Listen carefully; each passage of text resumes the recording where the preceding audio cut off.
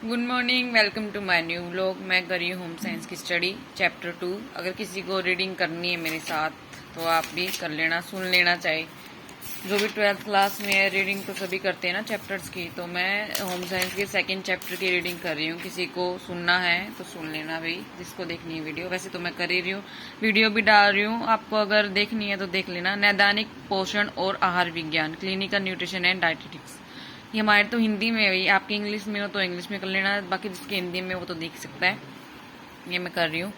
पहले है प्रस्तावना दिया, इंट्रोडक्शन है जिसका। पोषण हमारे दैनिक जीवन में बहुत महत्व है। पोषण का हमारे दैनिक जीवन में बहुत महत्व है।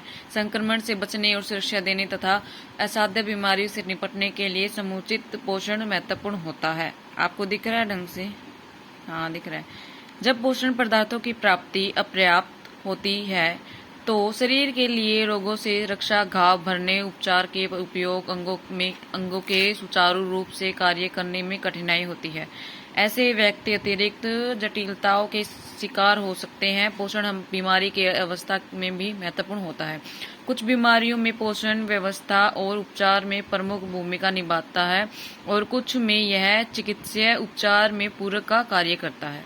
बीमारी से पहले और बाद में पोषण स्थिति और सहायता, रोग के पूर्वानुमान, स्वास्थ्य लाभ और अस्पताल में ठहरने के समय निर्धारण में महत्वपूर्ण भूमिका निभाते हैं, जो कि पोषण करते हैं। अंत स्वास्थ्य और पोषण परस्पर अतिरिक्त रूप से जुड़े हुए हैं। निम्न पोषण न केवल स्वास्थ्य समस्याएं उत्पन्न करता है अपितु वर्तमान समस्याओं को भी बदतर बना सकता है। पोषण का विशिष्ट क्षेत्र जो बीमारी के समय के पोषण से संबंधित है, नैदानिक पोषण कहलाता है। आजकल इस क्षेत्र को चिकित्सीय पोषण उपचार कहते हैं। नाउ अब है पोषण, न्यूट्रिशन में के बारे में पढ़ेंगे। ये तो इंट्रोडक्शन था कि पोषण हमारे दैनिक जीवन में बहुत महत्व है भाई। पोषण का संक्रमण से भी हमें बचाता है और सुरक्षा देने तथा अध्याय बीमारियों से निपटने के लिए समुचित पोषण महत्वपूर्ण होता है। अब आते हैं पोषण के ऊपर। पोषण है क्या? न्यूट्रिशन भोजन में उपस्थित विभिन्न पोषक तत्वों का शारीरिक क्रियाओं तथा शारीरिक आवश्यकताओं की पूर्ति के लिए उपयोग पोषण कहलाता है। मान लो भोजन में जो उपस्थित विभिन्न पोषक तत्वों का शारीरिक क्रियाओं तथा शारीरिक आवश्यकताओं की पूर्ति के लिए उपयोग पोषण कहलाता है। शरीर की आवश्यकताओं की पूर्तियों के लिए जो उपयोग होता है पोषण कहलाता है, मतलब खाने में जो होते हैं। वैज्ञानिक रूप से कहा जाए तो पोषण एक ऐसी प्रक्रिया है जिसमें शरीर द्वारा भोजन ग्रहण किया जाता है। वैज्ञानिक रूप से कहा जाए तो पोषण एक ऐसी प्रक्रिया है जिसमें शरीर द्वारा भोजन ग्रहण किया जाता है और उपयोग में लाया जाता है। सरल शब्दों में कहें तो कार्य करता हुआ भोजन पोषण कहलाता है, मतलब कार्य करता हुआ भोजन पोषण कहलाता है। पोषण भोजन के सामाजिक, मनोवैज्ञानिक और आर्थिक पहलुओं से भी संबंधित है।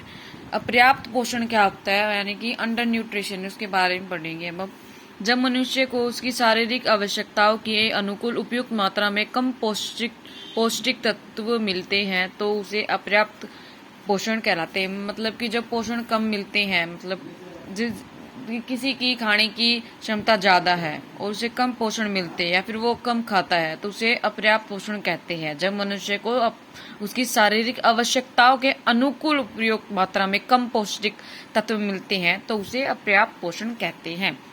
परिणाम स्वरूप शरीर की अपेक्षित वृद्धि और विकास नहीं हो पाता और पौष्टिक तत्वों की हीनता जनित रोग उत्पन्न हो जाते हैं। ठीक है। अपर्याप्त पोषण में रोग प्रतिरोध क्षमता में कमी आती है। घावों को भरने में अधिक समय लगता है। विभिन्न अंगों को ठीक प्रकार से कार्य करने में कठिनाई होती है। बीमारी की अवस्था में पोषण का महत्व। बीमारी की अवस्था में पोषण का महत्व है भाई। Importance of nutrition in diseases.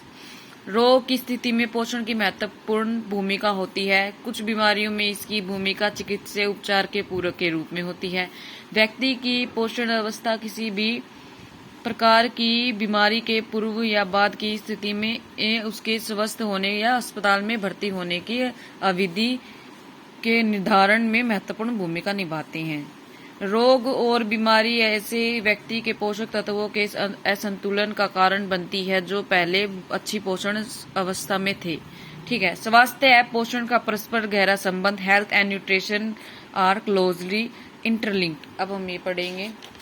मैं रीड कर रही हूँ चैप्टर, किसी को देखना है रीडिंग करते हुए तो वो आप देख सकते हो, सुन सकते हो।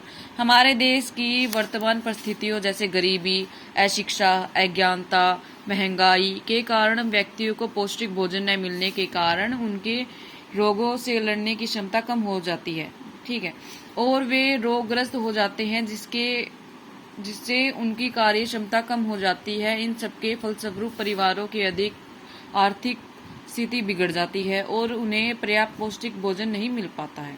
अपर्याप्त पोषण तथा स्वास्थ्य से गिरावट का दुष्ट चक्र चलता रहता है। अंत कहा जा सकता है कि पोषण और स्वास्थ्य के बीच गहरा संबंध है तथा रोग की दशा में पोषण की आवश्यकता और बढ़ जाती है। उदाहरण के लिए मधुमेह रोग, डायबिटीज, जिसमें शरीर में कार्बोज का उपचाय मेटाबॉलिज्म भली प्रकार से न होने के कारण रक्त में ग्लूकोज की मात्रा बढ़ जाती है को उपयुक्त आहार परिवर्तन द्वारा नियंत्रण में लाया जा सकता है। इसी प्रकार टाइफाइड बुखार के आंतरिक उपचार द्वारा बुखार तो ठीक हो जाता है, परंतु यदि रोगी को उपयुक्त आहार न मिले तो वह धीरे धीरे कुपोषण की शिकार हो जाते हैं और उसकी स्थिति बिगड़ जाती है। Thank you to watch my blog. Next blog में हम करेंगे नैदानिक पोषण, clinical nutrition. Thank you to watch my blog.